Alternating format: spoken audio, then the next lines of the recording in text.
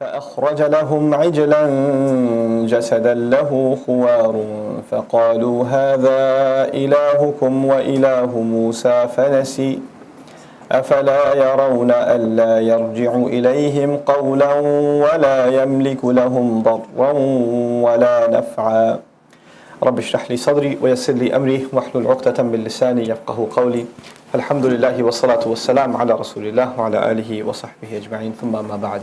Inshallah, today we'll try to finish Surah Al-Anbiya in this first session, and then, or rather Surah Taha in this first session, and then try to finish Surah Al-Anbiya in the remaining sessions. Again, an ambitious goal, but let's see how far we get.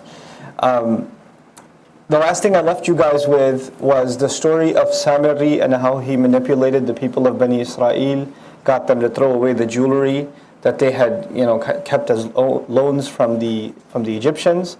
They all threw it away. He threw his stuff away and he molded it into the shape of a cow, or a calf rather, right? And that's the ayah I left you with. I'll repeat the ayah. فَأَخْرَجَ لَهُمْ عِجْلًا.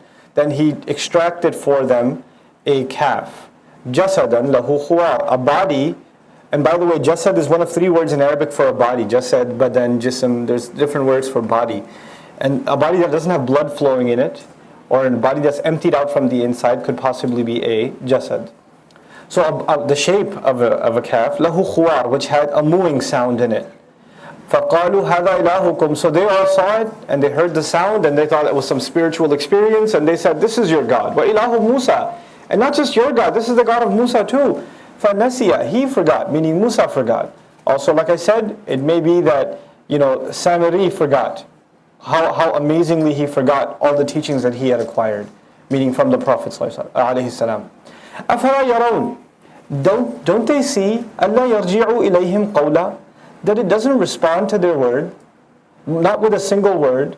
The qawlan can go towards them or towards the fa'il. What that means two ways is, don't they see that these idols can't even respond with a single word? Or it could mean, don't they see that the idols can't even respond to a single word? Either way, they can't converse with you. It's silly, but they just heard this one monotonous sound, this mooing sound. But they would go before it and ask all kinds of questions and then say, what do you say? Should I marry her? And they heard, moo. It's a sign, right? And they make of it what they will. It reminds me of when I was a kid in Saudi, they censored most shows, but they used to show certain American shows. And even though dogs are evil and haram and they should all be killed and wiped off the face of the earth, they used to show Lassie. I don't know, some of you know about Lassie back in the day. But anyway, Lassie is this pet dog. This kid has it, somewhere in middle America. And every time there's danger, the dog comes up to the kid and goes, ruff! And he goes, what? There's a train crash. Ruff, ruff! What? On the east side, this conversation with the dog. And everybody else is like, whoa, that's intense. This dog can talk. That's kind of what's going on over here. They hear a sound and they make up their own conclusions, أَفَلَا يَرَوْنَ أَلَّا يَرْجِعُوا إِلَيْهِمْ قَوْلًا وَلَا يَمْلِكُ لَهُمْ ضَرًّا وَلَا نَفْعًا. And it doesn't control, has no authority in their case, not to bring about any harm, not to bring about any kind of benefit. One of the reasons harm is mentioned first is because these idols, once people join these kinds of cults and these kinds of weird twisted religions, they're afraid to leave them because of the curse of the idol. And it's gonna hurt you if you leave it, and you better show your respects and that sort of thing. Okay? So the harm is mentioned first. The other interesting thing here is, we have to pay close attention to the tense. أَفَلَا يَرَوْنَ is not أَفَلَمْ يَرَوْا or أَفَمَا رَأَوْا. لَا يَرَوْنَ is the present tense. And even though this conversation is happening way back when with Musa alayhi salam and Samiri and the Israelites that worship these idols. So why the present tense is being used is because there are two stories happening. There's Samiri and the idols and the Israelites and Musa alayhi salam, and there's the Prophet ﷺ and the Sahaba and the Mushrikun of Makkah, and they're worshipping idols too. So it's actually a usage within the story to pull out of the story and say, you guys realize you're just like that? Don't they see? Meaning they see right now too? They're just like that foolish behavior that we're learning about in the story. The Quran does that a lot of times. In the middle of a story, it pulls out of the story and makes a comment about reality that's very close to the story. Okay? So you just kind of have to keep an eye open for that. وَلَقَدْ قَالَ لَهُمْ هَارُونُ مِنْ قَبْلِ. And Harun has said to him from way before. Harun tried to advise them. Of course, Musa alayhi salam has rushed to meet with Allah. مَا أَعْجَلَكَ عَنْ قَوْمِكَ يَا Musa. He's gone up and Allah has told him what brought you so quickly. But Harun alayhi salam is left behind. And you can understand that Musa alayhi salam hasn't been gone for that long. You know how we know that? Because once he gets up to the mountain and Allah says, why'd you come so early? He literally points at his nation and goes, they're right there. They're right behind me. They're a step behind. Hum ula'i ala athari. They're right over there. I can even see them. So they're not that far away, which means he hasn't been gone for that long. And even in this little time, all this deterioration, things fell apart so quickly. So, one of the things we learn from that is to build good takes a long time. But for it to fall apart takes very little. And this is true even now. So you can have a protective environment. And I saw this in some very overprotective Islamic schools, right? So there's a really closed environment and all these kids that come from very conservative families and they're all going to this school together. All these 5th grade girls are together in the class and they've been this is their world. They live in New York City, but they don't live in New York City. This is their world. And then some other girl from public school joins the class in 6th grade. This one kid, right? And you see the personality of everybody else change in like a month.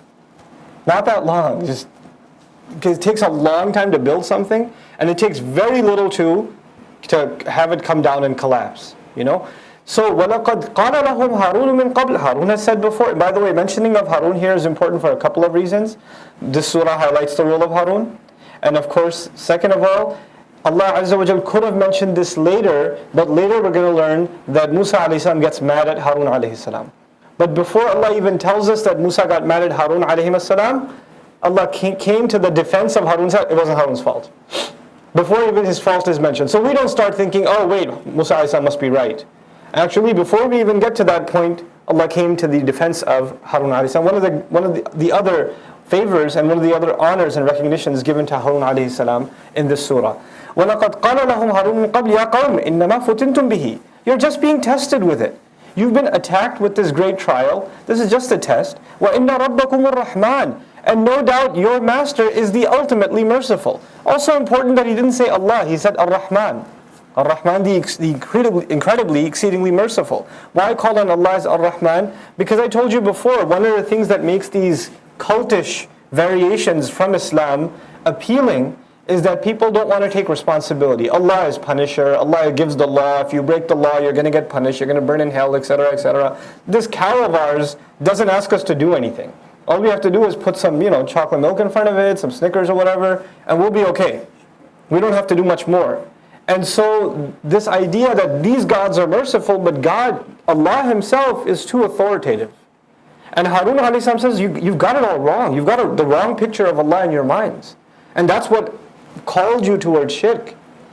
And so this is a really important key in calling back a Muslim nation that has deteriorated. A Muslim nation that deteriorates, it deviates from the original teachings of the religion, and it goes this way and that way and introduces things into the religion that don't belong in the religion, especially when it comes to beliefs. And the way to call them back is actually to call on the excessively merciful nature of Allah, not the authoritative nature of Allah.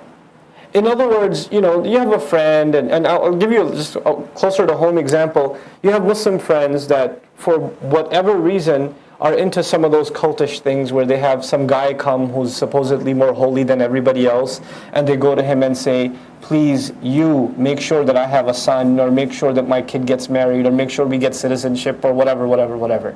They go to this guy and he's super holy, sacred guy, so you go and you sit at his knees, and you don't even make eye contact, and you give him a little bit of money, and he doesn't even touch it, he just leaves it there, and people are putting money in front of him, and he's just sitting there pretending to do his dhikr or something. And they have these halaqat. And actually, I didn't even believe this stuff existed until I saw it with my own eyes. Like, I didn't believe this. I was like, people can't be that stupid. I can't process it. I've met and this was back when I used to live in New York. I realized that the Muslim community is not one bunch of people. They're very different societies. So the people you meet at the masjid, or the people that are going to be watching these videos, or the people that are sitting in this audience are one community. But there's a an entirely different community that calls themselves Muslims that have nothing to do with learning Islam at all. At all. And since they don't have anything to do with learning Islam, their knowledge of Islam is little to nothing. And these people are sometimes and they have their own circles. And in those circles, they have the weirdest things sometimes. You know, these guys like doctors and researchers and really smart people all sitting there lining up to get this guy to make some kind of dua for them or make a potion for them so they can wrap it around their arm. Or weird things like that, or keep in their house, you know. This guy comes up to me, I can't sleep at night. What do you suggest I do? And he'll write something on a piece of paper, dip it in a glass, and ask him to drink the glass, and you should be fine now. I was like, I'm going to drink some ink, and I should be fine now. And you realize that's a lead pencil? It's a health hazard, but you should get plenty of good sleep. That's permanent sleep right there. You know?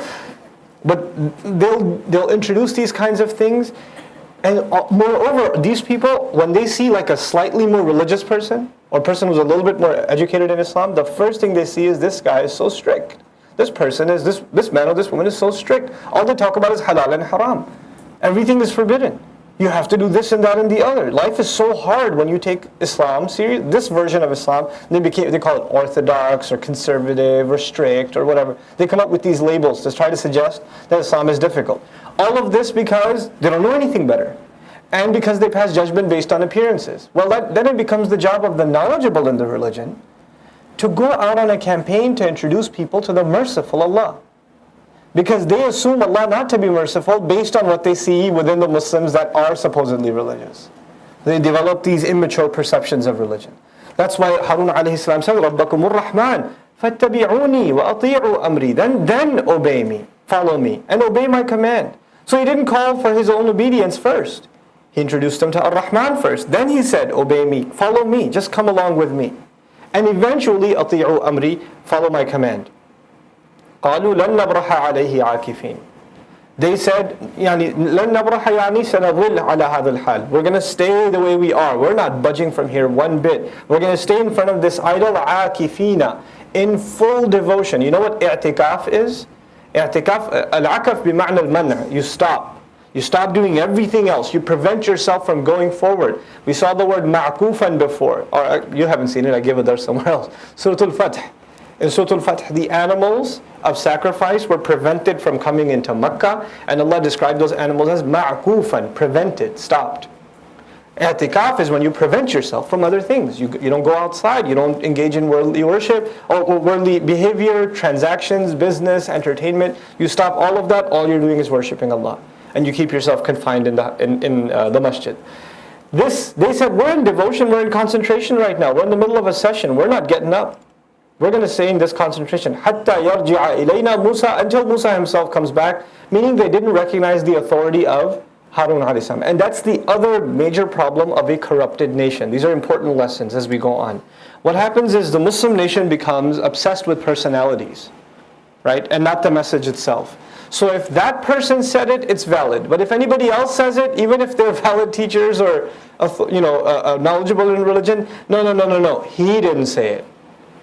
And this is the case of, and by the way, Musa and Harun alayhim salam, both are prophets. So both are legitimate teachers in the sight of Allah. But in the sight of people, the real hero, the guy with the staff in his hand, the guy that went up the mountain, the guy that delivered them, the guy that challenged Fir'aun, that one is Musa alayhi salam. So we don't need to listen to Harun that much. When Musa comes, we'll deal with it. Harun, I don't know.